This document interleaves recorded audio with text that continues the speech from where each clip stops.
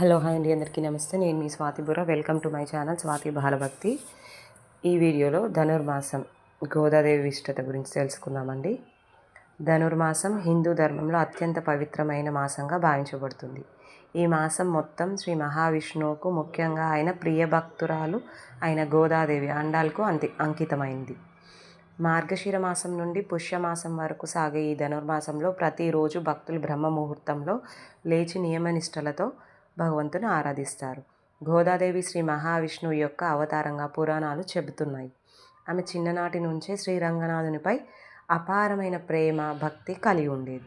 విష్ణుచిత్త మహర్షి కుమార్తెగా అవతరించిన గోదాదేవి తాను నిత్యం మహావిష్ణువునకు అర్పించబోయే ప్రతి పుష్పమాలను ముందుగా తానే ధరించేది. ఆ భక్తి పరాకాష్ఠే ఆమెను ఆండాల్గా ప్రసిద్ధి చేసింది.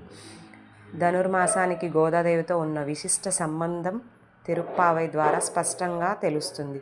గోదాదేవి రచించిన 30 తిరుప్పావై పాశురాలు ఈ మాసంలోని ప్రతి రోజుకు ప్రతీకగా భావించబడతాయి. ఈ పాశురాలలో భక్తి, శరణాగతి, ఆత్మసమర్పణ అనే గొప్ప తత్వాలు నిండి ఉన్నాయి. భగవంతుని పొందాలంటే ఎలా జీవించాలి, ఎలా ప్రార్థించాలి అనే మార్గాన్ని గోదాదేవి తిరుప్పావై ద్వారా లోకానికి బోధించింది.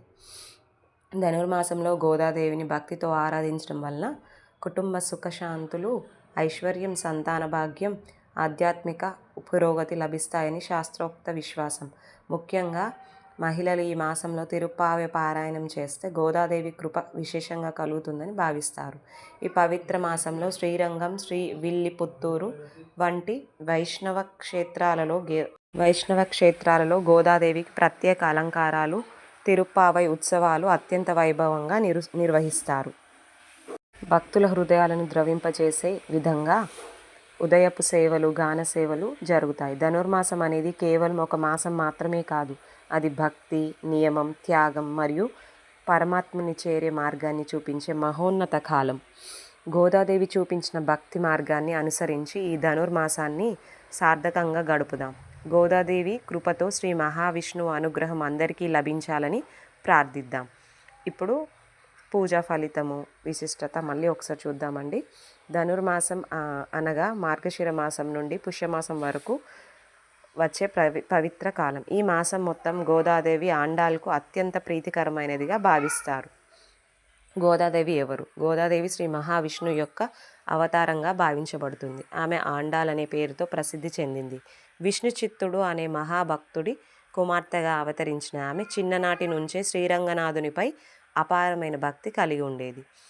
ధనుర్మాసంతో గోదాదేవి సంబంధం. ధనుర్మాసం అంతా గోదాదేవి చేసిన తిరుప్పావై పాశురాలు 30కు అంకితమైంది. ఈ మాసంలో ప్రతిరోజు ఉదయం బ్రహ్మముహూర్తంలో లేచి తిరుప్పావై పఠనం చేస్తారు. శ్రీ మహావిష్ణువుకు ప్రత్యేక పూజలు చేయడం అత్యంత శ్రేష్టంగా భావిస్తారు. తిరుప్పావై మహిమ. తిరుప్పావైలోని ప్రతి పాశురం భక్తి, శరణాగతి, ఆత్మసమర్పణ అన్న భావాలను తెలియజేస్తుంది. గోదాదేవి ఈ పాశురాల ద్వారా భగవంతుని పొందే మార్గాన్ని లోకానికి బోధించింది. ధనుర్మాస పూజ ఫలితం.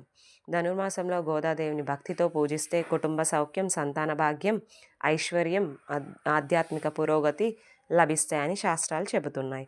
ఆలయాల్లో విశేష పూజలు. ఈ మాసంలో శ్రీరంగం, శ్రీ విల్లిపుత్తూరు వంటి వైష్ణవ క్షేత్రాల్లో గోదాదేవి ప్రత్యేక అలంకారాలు, తిరుప్పావై ఉత్సవాలు, ఉత్సవ సేవలు భక్తులతో వైభవంగా నిర్వహిస్తారు.